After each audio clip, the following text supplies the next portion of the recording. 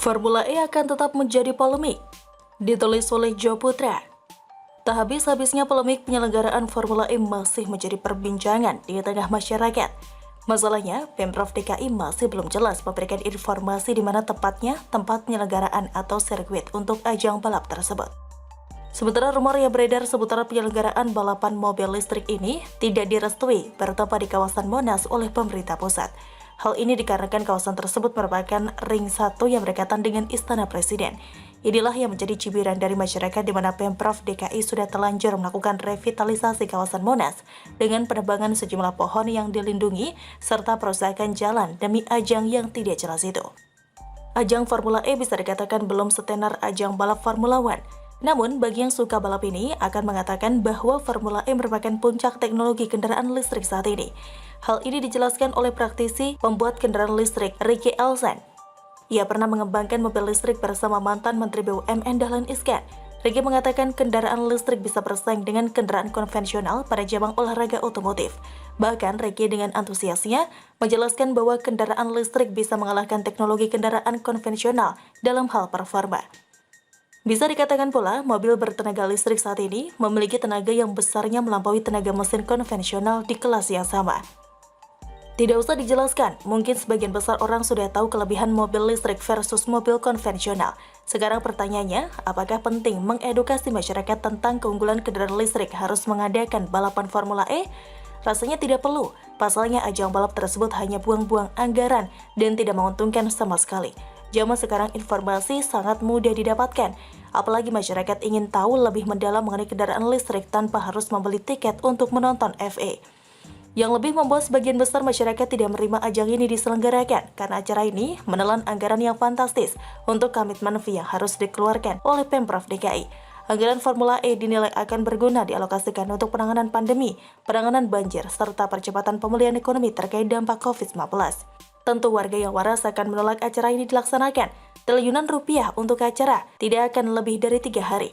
Keuntungan apa yang akan didapat bagi warga DKI? Untuk menonton ajang ini pun tidak gratis. Warga yang ingin menonton harus membayar tiket karena tidak bisa mengintip dari pinggir jalan. Sementara itu, komitmen dari setiap kota penyelenggara berbeda-beda. Ada yang gratis, ada pula pembayaran komitmen fee jauh di bawah nominal di Jakarta.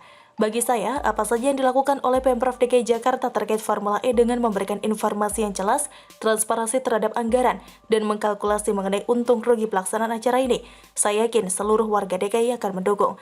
Dan ini akan menguntungkan Anies Baswedan sebagai gubernur yang jujur dan dapat dipercaya. Namun, maling tetaplah maling yang akan terus menggasak uang negara. Sementara perhelatan ini pertama kali diumumkan oleh Pemkot sudah menunjukkan niat yang tidak baik. Banyak permasalahan yang timbul yang akhirnya menjadi polemik karena belum ada kejelasan yang memuaskan semua pihak. Dan masyarakat masih bertanya mengenai kapan tanggal pelaksanaan dan di mana letak sirkuit yang akan dipakai untuk ajang ini. Apakah trek dimulai dari Cawang menuju Grogol atau dari Ancol ke Ragunan? Ini masih penuh misteri. Jadi argumen Ricky mengenai kendaraan listrik lebih bertenaga dibandingkan kendaraan konvensional tidak ada korelasinya dengan perhelatan Formula E yang akan diselenggarakan di Jakarta. Kita bisa lihat Norwegia adalah negara pengguna mobil listrik terbanyak, namun tidak mengajukan diri sebagai tuan rumah untuk ajang Formula E. Tidak itu saja, perhelatan Formula E juga tidak memberikan dampak ekonomi yang signifikan. Kita bisa menyimpulkan bahwa dampak ekonomi yang didapat dari acara FA ini tidak begitu jelas. Dampak positif mungkin banyak dirasakan pada keuntungan makro yang dirasakan oleh segelintir pihak. Sementara dampak ekonomi bagi kalangan menengah ke bawah tidak bisa diharapkan. Artinya tukang bubur ayam, tukang ketoprak, tukang gorengan, tukang cendol, dan lainnya tentu saja tidak bakal merasakan dampak ekonomi dari acara ini.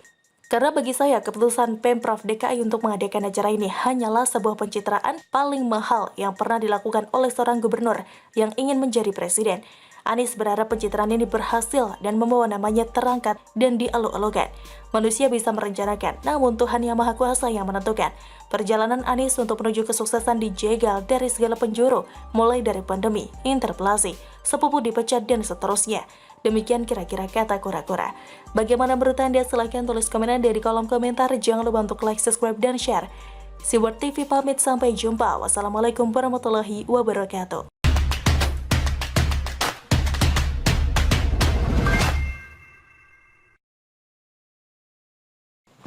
Lucu parah, Wagub DKI sebut Anies sudah tepati janji kampanye, ditulis oleh Syardi. 4 tahun sudah Anies menjabat sebagai Gubernur DKI Jakarta. Tinggal setahun, Anies akan meninggalkan jabatannya. Selalu ada perdebatan soal janji-janji kampanyenya dulu. Menurut Wagub DKI Jakarta Ahmad Riza Patria menilai, selama 4 tahun menjabat sebagai Gubernur, Anies telah menepati janji kampanyenya yang tercantum dalam Rancangan Pembangunan Jangka Menengah Daerah atau RPJMD. Sebagian besar sudah tercapai, insya Allah 1 tahun terakhir kita akan tuntaskan janji yang ada, kata Riza di Balai Kota Jakarta. Yang dimaksud adalah Anies menghentikan proyek reklamasi di pesisir utara Jakarta yang merupakan janjinya. Semasa kampanye, banyak pihak yang ragu karena proyek tersebut sudah terlanjur berjalan meski ada penolakan. Tapi kenyataannya Anies pernah beberapa kali kalah setelah digugat.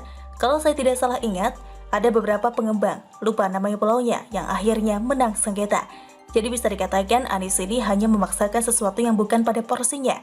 Ingat kata Ahok, jangan memaksakan diri jadi gubernur sehingga melakukan apapun di luar batas.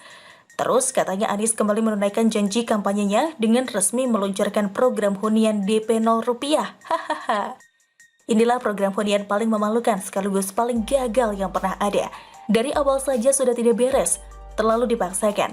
Pengadaan lahan terindikasi korupsi pula, dan dengan pedenya target pembangunan dipangkas habis. Tapi masih mau dianggap sebagai penyelesaian janji? Malu dong ah. Anies membangun Stadion JS yang kabarnya selesai tahun ini.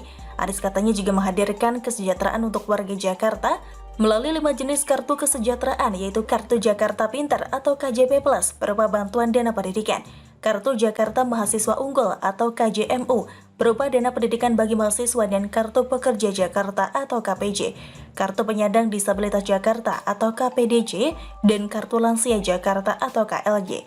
Bukankah itu adalah lanjutan atau pengembangan dari program gubernur sebelumnya, cuma dilanjutkan dan dikembangkan lagi? Anies membangun trotoar yang dibuat terintegrasi dengan bus Transjakarta, MRT, serta LRT. Anies juga meluncurkan Jaklingko untuk integrasi antar moda di Jakarta.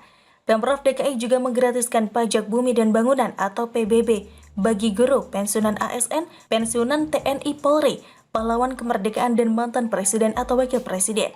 Begitulah, bagaimana kalau kita tanya soal naturalisasi sungai?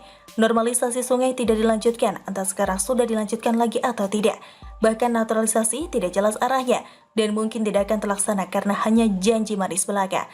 Yang kebanyakan kerja itu adalah pemerintah pusat yang membangun bendungan Ciawi dan Sukamahi untuk mengatasi banjir di Jakarta. Sedangkan Anies, kemanakah naturalisasi sungainya? Bagaimana dengan rumah DP 0 rupiah? Jutaan orang, ratusan ribu aja deh, yang